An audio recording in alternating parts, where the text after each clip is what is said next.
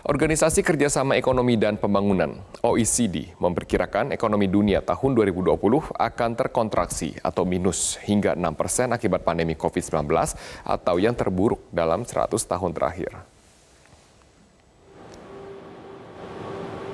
Pandemi COVID-19 membuat ekonomi dunia mengalami tekanan yang sangat dalam hingga mengalami resesi terburuk dalam hampir 100 tahun terakhir.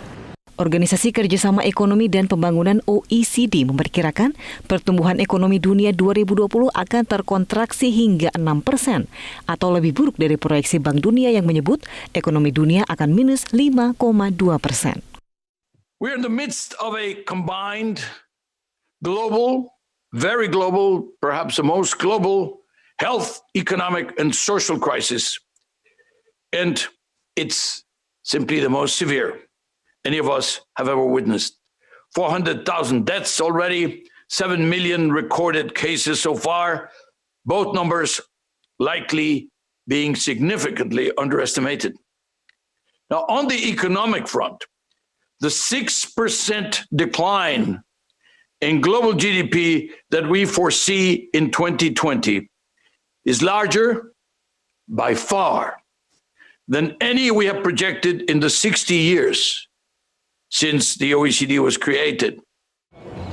Kondisi ini menurut OECD membuat ratusan juta orang telah kehilangan pekerjaan dan resesi ini juga membuat masyarakat miskin semakin tertekan. Now, hundreds of millions have become unemployed. And now that is in the scenario where no second wave of infections happens. In the event that it would, this kind of double hit, the fall in global GDP would be over 7.5%. And we'd be looking at perhaps 40 million more unemployed.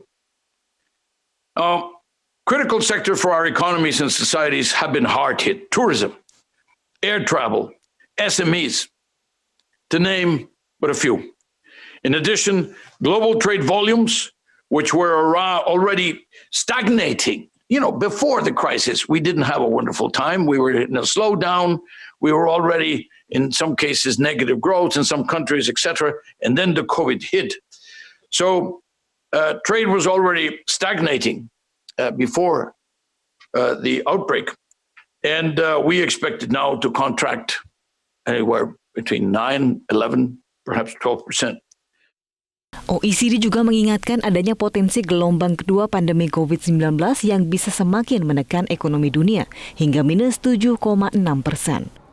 OECD pun mendesak pemerintah seluruh dunia untuk berinvestasi di bidang kesehatan, melakukan kerjasama pasokan alat kesehatan, vaksin dan pengobatan, serta memberikan pelatihan ulang kepada masyarakat yang paling terdampak pandemi.